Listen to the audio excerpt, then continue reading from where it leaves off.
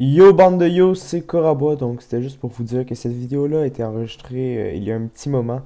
Donc il est normal que je me trompe ou que je ne sois pas très à l'aise devant la caméra et que ma voix ait changé. Je vous demande juste votre indulgence et je vous ai fait ce tuto-là juste parce que je croyais que ça pouvait vous aider. Donc voilà, bonne vidéo.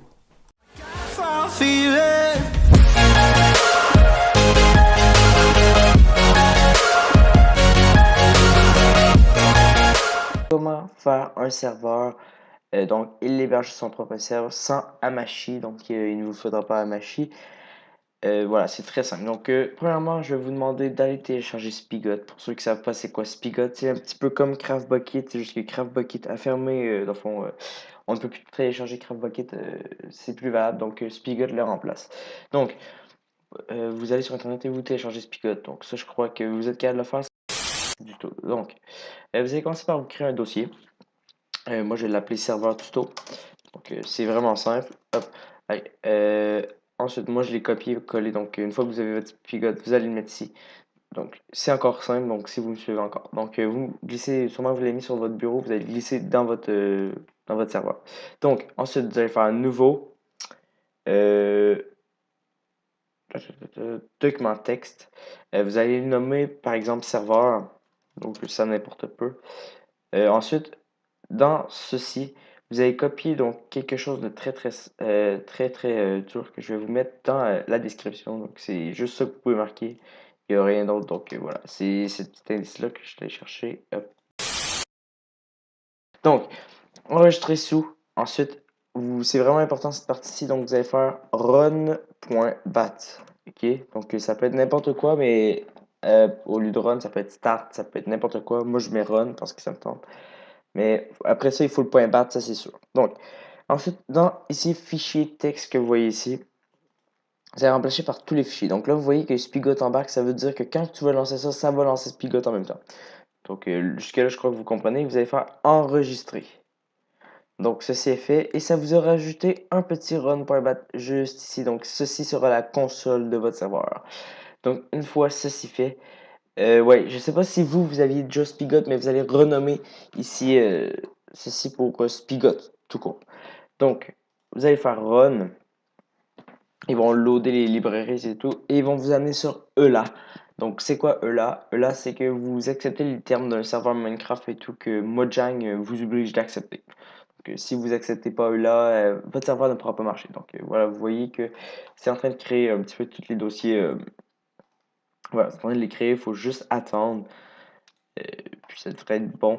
C'est peu que ce soit long. Voilà, c'est fait. Donc, vous voyez là, vous allez remplacer phase par true. Hop, faites fichier enregistré et hop. Et vous allez pouvoir vous pouvez supprimer en passant serveur, vous n'avez pas besoin. Ah fuck, je vais pas supprimer la bonne affaire. Je vais supprimer le vrai serveur. C'est pas grave, ils vont se recréer anyway.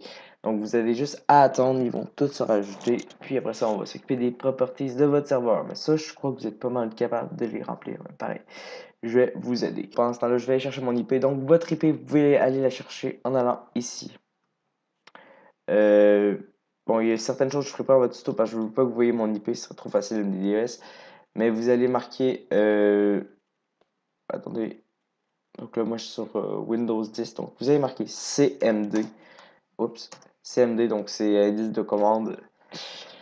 Donc voilà, vous allez prendre CMD, puis vous pouvez aller voir des tutos pour cette partie. Je ne vous la montrerai pas. C'est une invite de commande, puis je ne veux pas que vous voyez mon IP. Donc voilà. Donc c'est encore Corabo, donc j'ai décidé de vous écourter un petit peu cette partie du tuto. Donc pour le reste du tuto, en bref, je vous explique Properties, comment ça s'utilise et tout. Je n'ai pas trouvé nécessaire de tout vous expliquer ça parce que, un, c'était vraiment long. Puis vraiment, juste avec votre logique, vous êtes capable. C'est juste de remplacer les affaires par trou ou par phase, un peu comme on a fait avec eux là. Ou changer des chiffres, ou changer, mettons, pour le MOTD, pour pouvoir changer la description du serveur. Euh, Ensuite, la deuxième partie, c'est de vous montrer quelques liens pour aller ouvrir vos ports et tout. Donc, ces liens seront en description. Vous aurez juste à aller les regarder. Pour le reste, juste avant que vous ouvrez vos ports, vous avez déjà accès à votre serveur. Donc, une fois que vous avez fait ces étapes-là, dès que vous avez ouvert votre serveur, vous avez toujours accès à votre serveur, peu importe. Donc, vous pouvez vous connecter vous. Mais pour que vos personnes puissent vous rejoindre, c'est comme j'ai dit, ouvrez vos ports. Donc, pour le reste, c'est tout pour aujourd'hui. Ciao!